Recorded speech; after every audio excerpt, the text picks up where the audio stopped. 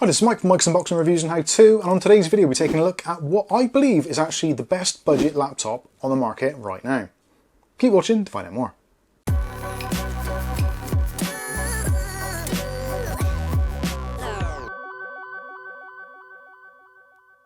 Okay, so in today's video we'll be taking a look at the Hewlett-Packard HP245 G8. This is a Ryzen 5500U based APU laptop, which at the moment in the UK is available for a ridiculously low price. Now, I actually paid in the region of about £330 for this, which I feel is an absolute steal. Now, previously it has been on the market for in excess of that, £400 plus, but the prices are dropping around and it's often actually on quite good offers, again depending where you are in the world, but in the UK we seem to be getting these offered on an almost daily basis at very good prices. So in today's video, I'm going to go through the specifications, run down what it's got, what it hasn't, things which I like, things which I dislike. We'll also take a look inside so you can see how easy it is to upgrade or change things should you need to, or even just for general maintenance. We'll also be looking at some things like benchmarks and just general usage so you can see what it's going to be like, whether or not you can use it for gaming, whether it's going to be any good for content creation, those kinds of things. And then we'll wrap up at the end with my final thoughts. So first of all, let's run through the actual specs of this unit. Now, the model number, you'll be seeing it on the screen at the moment now, it's the 4P3C4ES, hashtag APU, or ABU I think it is actually.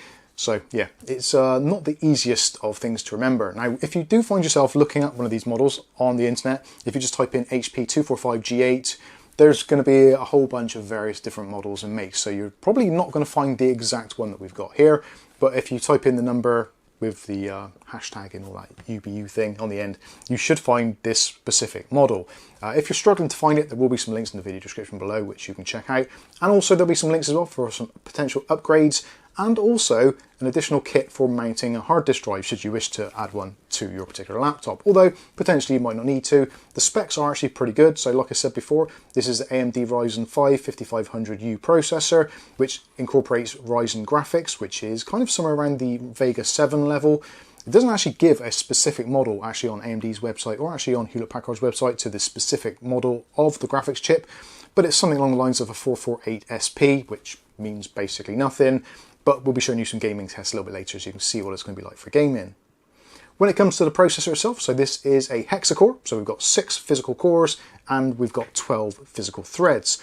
So you can actually get a lot of productivity work done on this laptop should you need to, although something which you may want to bear in mind is the default specification of this. It only comes with 8 GB of RAM, and that's DDR4 of 3200 MHz.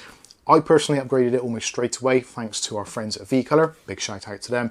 They actually supplied us with an additional 16 gig unit, which we put in there, making us have a total of 24 GB of RAM. Along with that 6-core processor, it's actually quite a powerful little beast. Backing up that, we've got some storage room. So we've got an Intel NVMe drive in here, PCI Express Gen 3 x 4.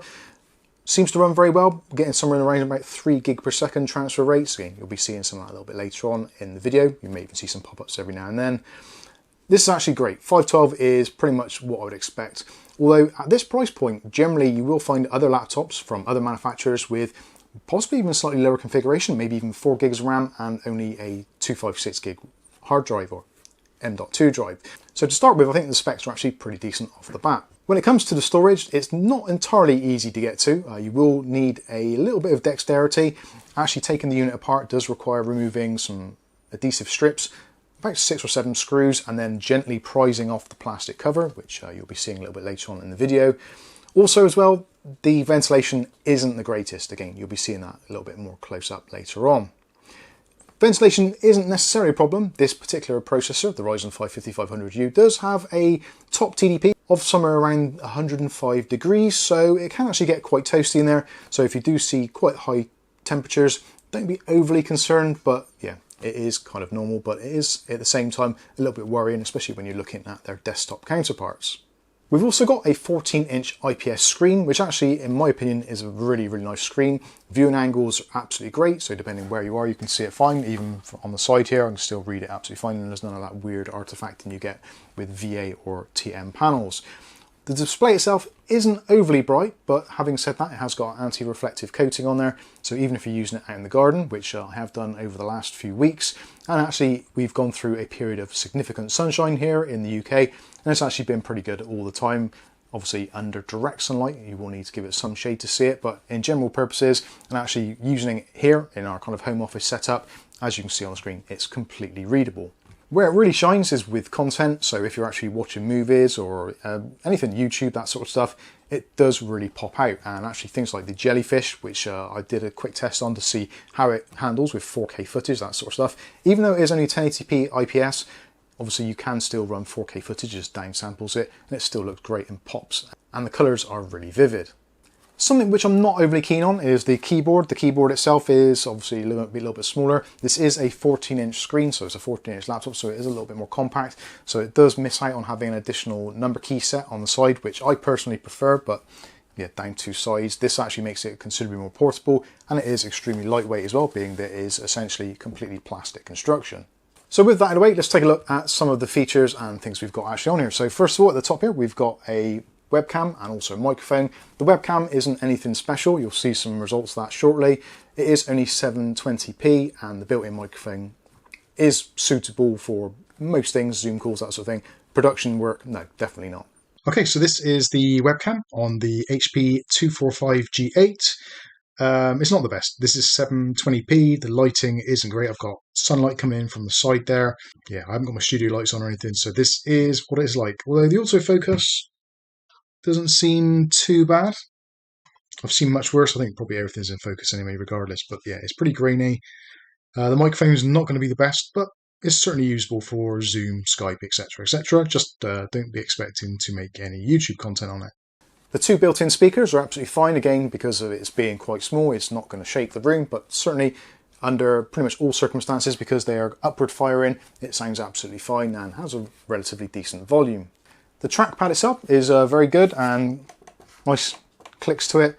Doesn't feel overly cheap or anything, considering it is an extremely cheap laptop. It feels very sturdy, and I haven't found myself reaching out for a mouse at any point.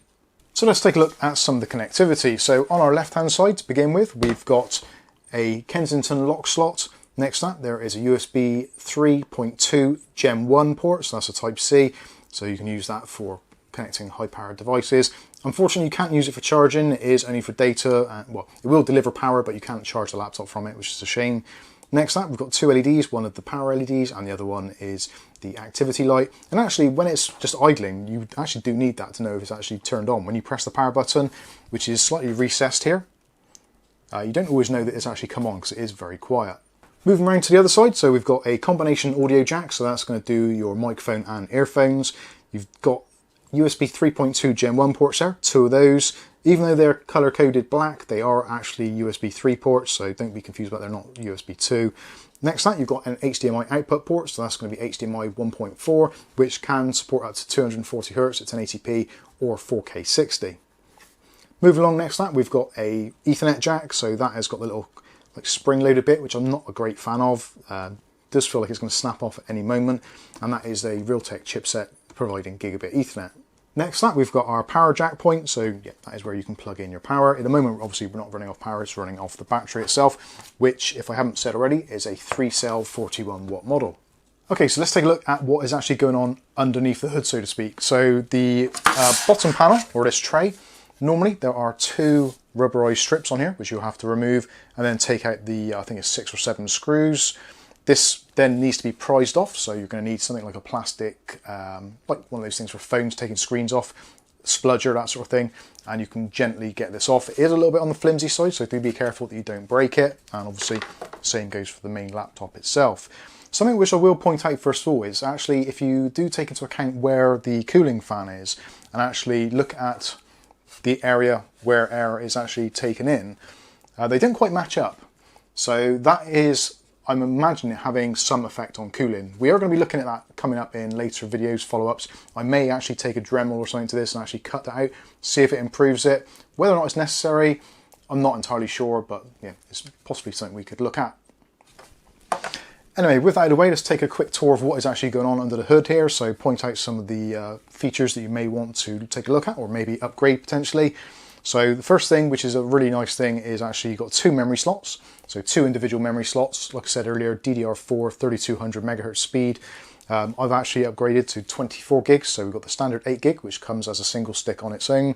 And I've added an additional V-Color 16 gig stick. I'll put some links for that in the video description, should you wish to upgrade also. Just across from that, we've got our PCI Express Gen 3 x 4 drive. This is an Intel drive, pretty speedy. We'll show you some results later on of actual speed tests. Does pretty well, absolutely fine. 512 gig as standard in this particular model. There are lots of different models of this available, so specs will change slightly. So there's going to be some 8 gig, 16 gig versions. There's also going to be some 256 and also some 512s. Talking of storage as well, there is another additional thing you can upgrade. There is a section here where you can put a 2.5-inch hard drive or SSD. Sadly, they don't actually come with the mounting hardware or the actual physical cables to connect the drive. That is an optional accessory, which I'll try and link that in the video description as well. So if you are considering upgrading, you can get a small cable, just plugs in over here where it says HDD. So you can put an additional drive in there should you want to, but the mountings aren't included as standard. Moving across, so we've got our Wi-Fi card here. So again, that can be swapped out if you want to. That's on a M.2 style setup there. A couple of cables on the side for attaching the antennas. That is a Bluetooth and also Wi-Fi, so that's supporting AC Wi-Fi and Bluetooth 5.0 in software. Moving up from there, we've got our control board, and obviously there's the cooling fan should you wish to make any modifications or clean it out periodically. Only a single heat pipe going across to the CPU and APU, which is based under here, but quite a decent sized heat pipe, so should do quite well. 2 stereo speakers in the top here. Also, this here is where actually the hot air exhausts. So it is a little bit restricted. There isn't really a great deal of airflow allowed to come out or to come in. So potentially, again, that's something you may wish to look at. On the other side, obviously, you've got your things like your HDMI port and also USB ports, all that kind of stuff. And we've got the battery. So this is a 3-cell battery, 41 watt hours. Again, can be replaced should you wish to relatively easily. A couple of screws and that will come out. Should you wish to improve the performance later on as years go on, and the model number is clearly there on the battery. So I think that is pretty much it for actually inside. Once you actually get into it, it's actually relatively straightforward to do anything to. Taking the cooling system out to clean, obviously upgrading RAM, changing out your hard drive. Adding an additional drive is going to be slightly problematic because obviously you've got the additional expense of having the mounting kit, which you're going to need to purchase as well. Anyway, I think that's it for inside. Let's get back to the review. So overall, it's actually a really nice spec. It doesn't go overboard in any one particular area, and really it doesn't detract from anything. There's nothing which is obviously missing, which you'd think, oh, that is a deal breaker, or maybe it is. Let me know in the comments section below. But overall, I think it's actually a really good spec, and for things like productivity, it does absolutely fine. For games, you are going to have to limit your expectations. Now, I've been testing this game-wise with the 24 gigs of RAM in there. It does make a very slight difference, but not massively. And certainly if you're going to buy this and you're going to be using it for games, I would certainly suggest not to try using it with 8 gigs of RAM for games, because you're just going to run out of memory pretty quickly with most modern games, and even with some older games. Obviously, some of the built-in games to the Microsoft Store is going to be absolutely fine, and some older games are going to be absolutely fine also. And speaking of which, let's take a look at some of those now. So let's start off with a little bit of Fortnite. Now this plays actually absolutely fine. Again, if you're going to have it at 1080p, you might want to put some render scaling on there. This has been played at 1080p, and also I have tried using the new DirectX 12 performance mode, or whatever mode it is, performance mode, and there isn't really a great deal of difference between the two. It still runs quite nicely, certainly is playable. There are going to be those certain points where you do going to get a little bit stutter, but I get that with my desktop PC, so it's nothing out of the ordinary. Obviously, you can tune this game infinitely to make it either higher frames per second or to have better clarity. Basically, tune it however you want to, but I generally find it to be very playable. So something like Fortnite runs absolutely fine. Let's take a look at something a little bit more heavy duty. So let's take a look at Wreckfest. Now Wreckfest I've tried in various different formats, both in 1080p and 720p. At 1080p, it does run, although you're going to be looking at somewhere between the sort of 30 to 45 frames per second, which isn't always ideal and does get a little bit stuttery at times. My personal preference would be to turn it down to 720p, medium settings, and on a 14-inch screen it basically looks the same anyway, but it does perform much better, and you're going to be getting a pretty much consistent 60 frames per second overall.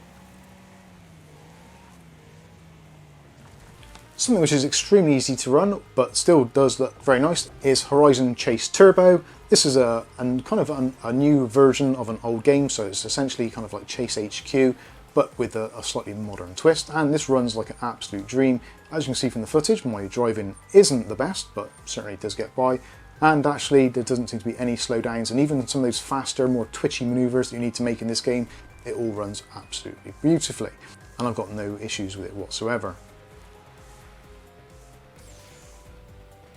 Carrying on the driving theme, let's take a look at some Rocket League. So Rocket League, again, same sort of deal with Wreckfest.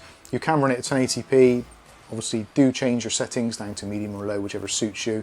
I found a combination of setting it to 1080p and putting it to low performance mode actually works very well and was extremely playable. Again, we're looking around about the sort of 60 frames per second in general. If you put it down to 720p, you get a much better result, much higher frame rate, and it, to be honest with you, doesn't look a great deal different, especially again with that IPS screen. 720p does effectively look like 1080p, at least it does with my eyes. When it comes to running productivity things, so we've run PC Mark 10. You can see the scores for that on the screen right now, so that's done pretty well. And also Cinebench R23, and I didn't bother doing the single core score because that's just hideous.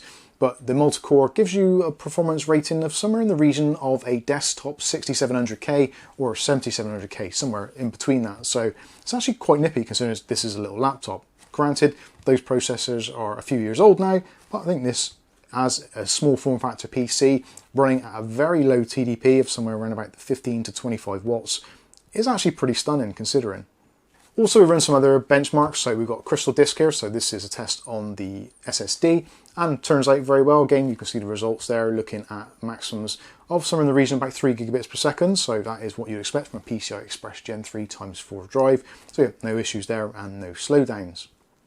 So there you go, let's look at the specs and what it's all about. So let's have a little bit more in-depth look now. So where does it fall over? So for me personally, I think it falls over in kind of one major area, which might be rectifiable, I'm not entirely sure, and that is the thermals. Now the thermals do get a little bit carried away from the drive test we've done. We saw the actual M.2 drive was getting a little bit toasty. Now those drives generally do sometimes run a little bit better when they're a little bit warmer because of the way how NAND flash works, but certainly it is a little bit disconcerting when you see drives hitting the sort of 60 to 70 degrees mark.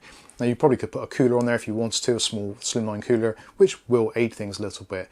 And also the processor running some tasks, we were hitting somewhere in the region of about 90 to 91 degrees, which actually under a complete load isn't that different from sometimes when you use a stock cooler on a desktop PC, especially on some of the newer Ryzens. But still, it is a little bit on the warm side, so if you're looking at doing long-term rendering projects, that sort of stuff, then you probably won't want to be doing that. It does get a little bit noisy when the fan ramps up completely. It is a relatively small fan, so yeah, obviously do temper your expectations. This isn't really a performance machine. It is designed at kind of your casual use and light gaming, that sort of thing. So in terms of cooling, you probably could increase it a little bit with possibly changing the thermal paste, maybe putting some thermal grizzly on there. Maybe even cutting out some small holes out of the plastic just to allow a little bit more airflow, or even something as simple as putting the laptop on some sort of riser just to let a little bit more air underneath there. Obviously things like that are going to be helpful, or you can get laptop cooling stands should you wish to. You don't necessarily need to, but if you're one of those people that likes to keep an eye on your temperatures and keep them under control, then it might be worth looking into. Something else which may be a slight downer for some people is the fact this comes with Windows 10 Home Edition. You can, obviously, if you want to, upgrade it very, very easily to Windows 10 Professional, which will cost you somewhere in the region of about £5 or $5 from premiumcdkeys.com/Mike's Unboxing. Shameless plug there. I'll put some links for that in the video description, so definitely worth doing if you do want Windows 10 Professional, if you maybe you want to link this to a domain or to a network, that sort of thing. Or alternatively, you can obviously, because this is a kind of an OEM type machine, you can get a free upgrade to Windows 11 Home should you wish to. Or obviously then you could change that to a Windows 11 Professional, again, with that $5 key should you want to. Something which is also a pain is the fact that it comes with an absolute ton of HP bloatware, and I've done my very best to try and remove as much as possible, and it has made things far more tolerable. They do seem to load up their machines with a lot of stuff that you don't necessarily need. Personally, if you're someone who doesn't like all that bloat, then I'd be tempted actually just to wipe it and start again from the beginning and possibly use your new premium CD key when you do so. So anyway, there you go. There are the specs, my thoughts and findings with this particular unit. I've got to be honest with you, even though it does have some shortcomings like the cooling and the slightly smaller screen, smaller keyboard, etc., I feel for around about £330 or even £350, it's virtually impossible to get better than this on the market as the time of filming, which is the beginning of September 2022. So let me know in the comment section what you think about this one, the HP245 G8. I've got to be honest with you, I'm really impressed, and so much so that I've actually sold my other two previous laptops, and basically that's covered the cost of this quite easily. So yeah, I'm very happy indeed. Also, again, massive shout out to V-Color for providing the extra 16 gigs of RAM. If you want to check that out, it will be in the video description below, as will all the other items mentioned in this video. So I think that's going to wrap this one up. I've been Mike, this is Mike's Unboxing Reviews and How To, and hopefully we'll catch you in the very next video. Thanks for watching.